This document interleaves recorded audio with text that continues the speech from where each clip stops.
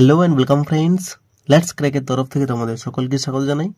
আজকে আমরা time and ওয়ার্কের একটি নতুন টাইপ নিয়ে আলোচনা করব, যে টাইপটি কিন্তু অনেকবার বিভিন্ন পরীক্ষায় দেখা যায় এবং এই টাইপের এই অঙ্কটি যে আমাদের ফুড এসআই পরীক্ষা হয়েছিল এর আগের বর্ষে, সেখান থেকে এসেছিল। তো এই অঙ্কটি আমরা জাস্ট কয়েক সেকেন্ডে কীভাবে করবো তা আজকের এই ভিডিওতে দেখে নেব। আশা করি তোমরা সবাই ভালো আছো, যদিও আমি ভালো নেই, কারণ শরীরটা প্রচণ্ড খারাপ, তাই ভিডিও তো বানাতেই হবে, সেই সংকল্প নিয়ে বসেছি। এবার চলো স্টার্ট করা যাক সময় নষ্ট না করে।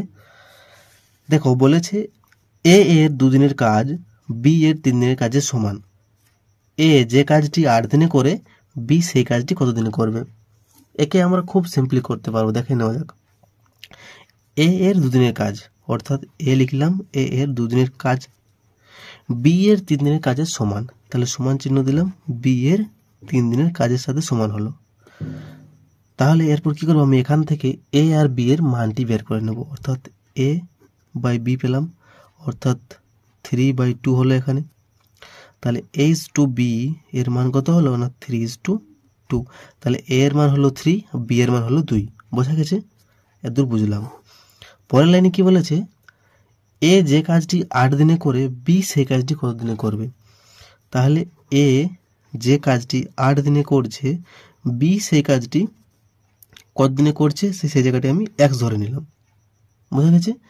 এরপর দেখো, আমরা এ এর মান কিন্তু এখানে 3 পেয়েছি, তাহলে এখানে 3 হলো, ইন্টু দিলাম 8 ইকুয়াল টু বি এর মান কত পেয়েছি না 2 পেয়েছি,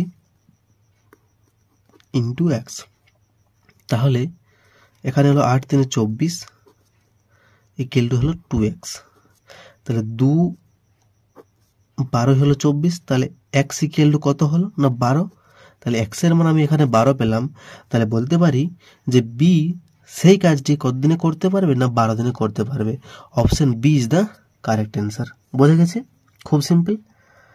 তাহলে এই ধরনের শর্ট ট্রিক দেখার জন্য আমাদের চ্যানেলটি অবশ্যই সাবস্ক্রাইব করুন এবং পাশ থেকে বেল আইকনটি ক্লিক করুন। So take care, keep growing and stay motivated.